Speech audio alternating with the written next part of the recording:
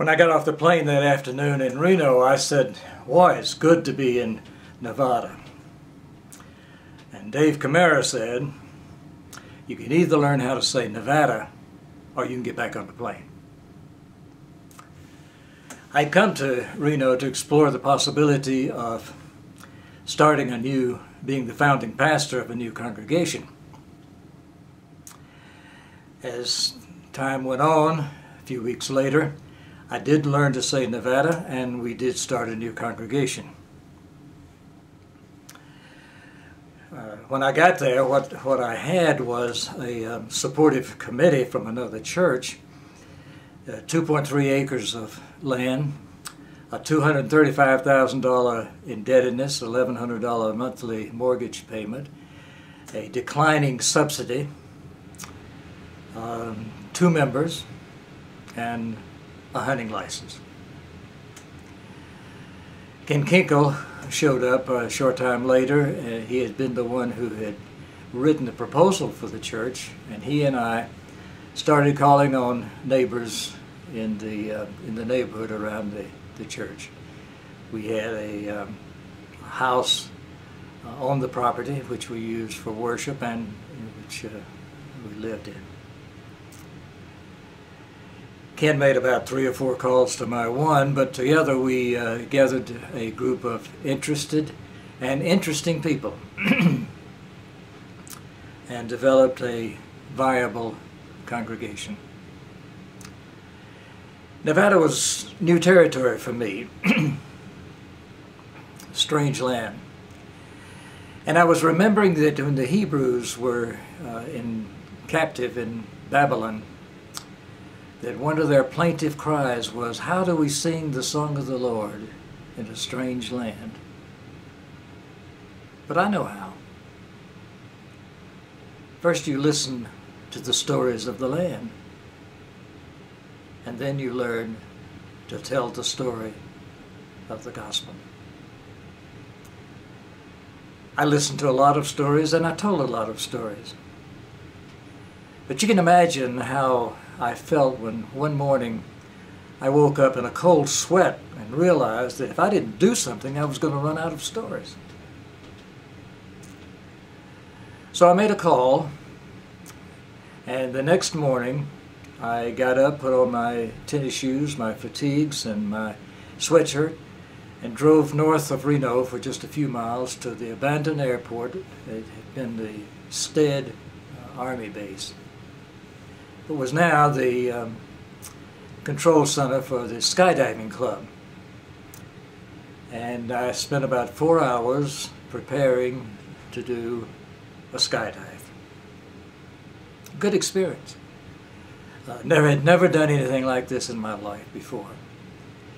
The first part of the training was inside, and we went through, we saw how the parachute was packed, although ours had already been packed.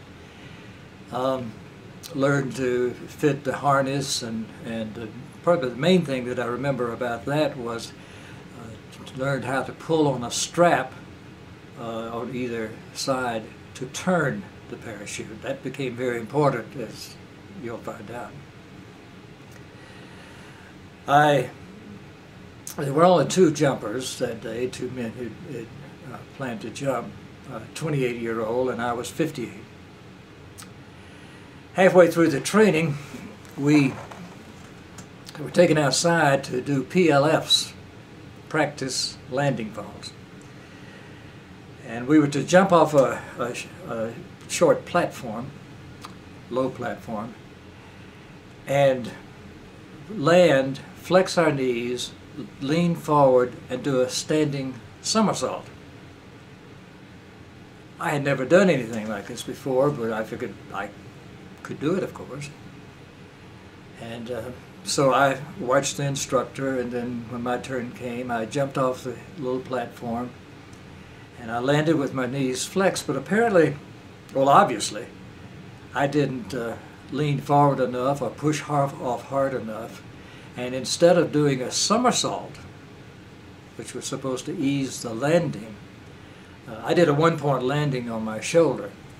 Now, I don't know if you can see it or not, but there's a knot right there to this day. It doesn't hurt, doesn't bother me. In fact, it's been convenient in carrying my camera bag or my laptop. But it hurt like the mischief. And I must admit that there for a short time I thought this was a voice, perhaps God, telling me this is not too smart an idea. And you really don't have to go through with this, because nobody knew I was going to do it except Maureen, my wife. And but I decided to stick it out. So I found some ice and iced it down, and I kept the ice pack on for the balance of the morning. We went back in, finished our training, and then the instructor got the two of us who were going to jump in his truck. And we drove over to the landing site. And the area was mostly sagebrush, desert. They painted a large target. And he said, this is where you'll be coming down. You'll land on the target. Now he said, I need to point out to you that there's nothing out here except sagebrush, except if you look north, you'll see some power lines. Now they don't have any power in them. There's no current running through them, and they're far enough away, I don't think there'll be any problem at all. Besides, we've got a fairly calm day.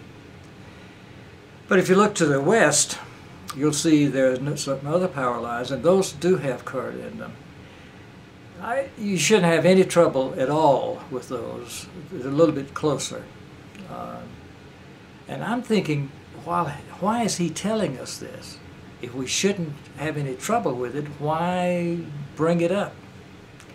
Between the knot on my shoulder and him telling me not to worry about things that now I had to worry about, I was having a little of anxiety. We got back in the truck, drove back over. Then we got in a little Cessna 182 and took off. Got an altitude of about 4,000 feet. Circled the target so that once again we could see where it was that we were supposed to land.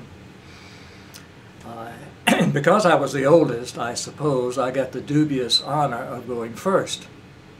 The instructor had removed the door from the opening. I scooted out to the very edge of it, my feet dangling down.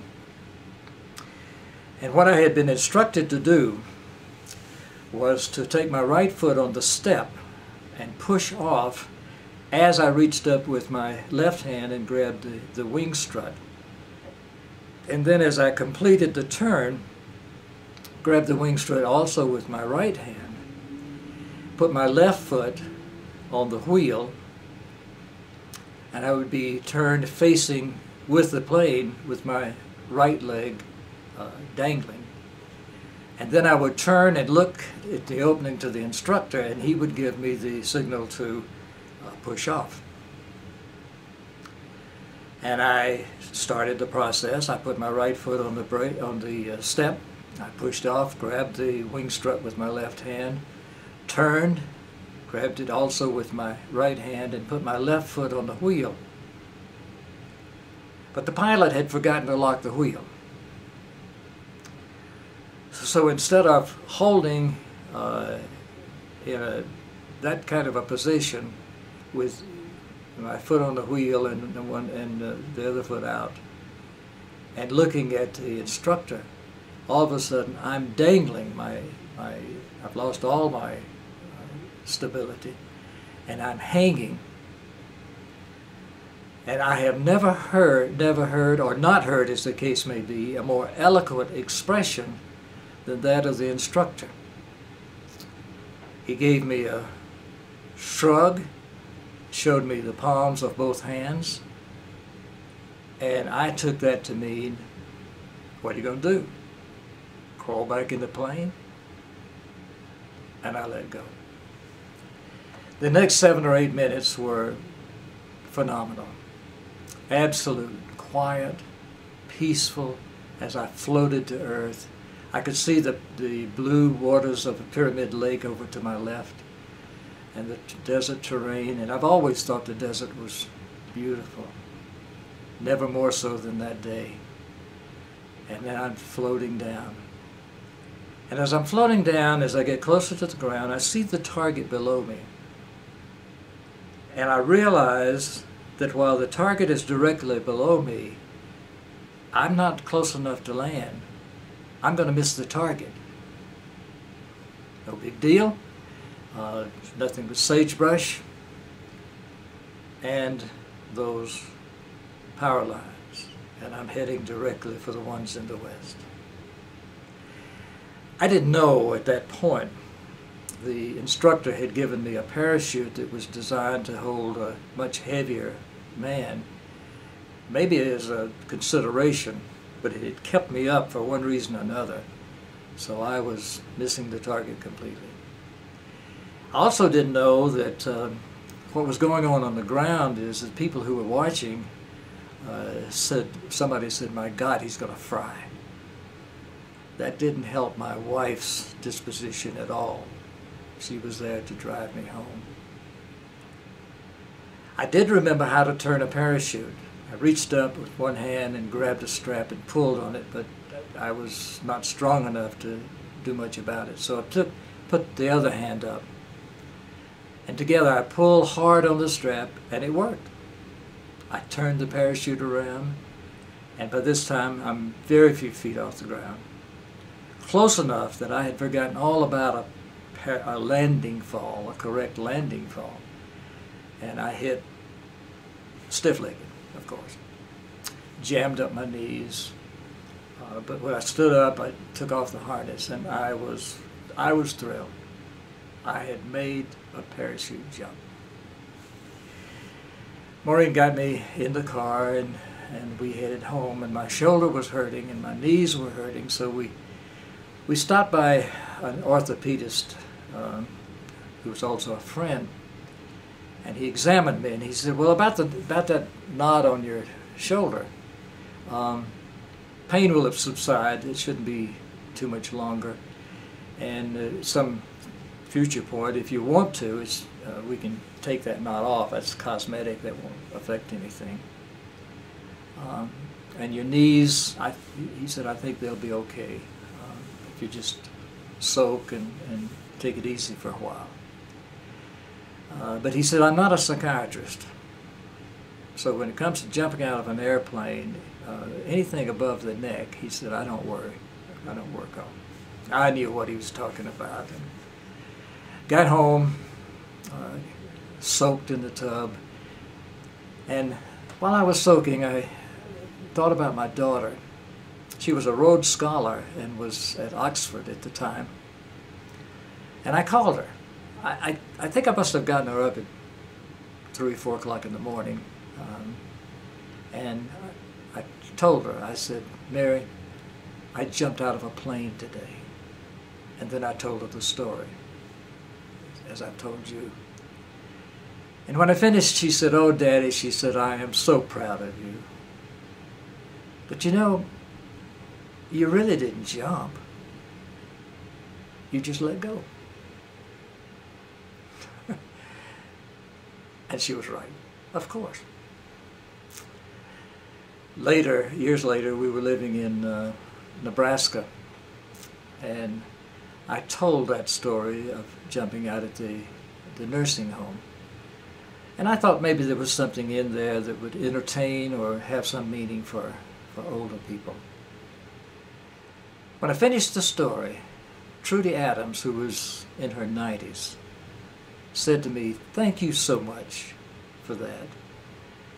She said, "You know, we need to hear that out here. This is a story that old people need to hear." She said, "Since having to move out here, I've had to give up a lot of things, let go of things. I let go of my house, a lot of my possessions, but something else has happened. I've also had to let go of my prejudices and my grudges." And then I realized what Mary was saying. I just let go. And what Trudy was saying, I had to let go of the negative stuff that bogs me down. I've jumped several times since then. Not out of an airplane. I've never done that again. I don't think I ever will.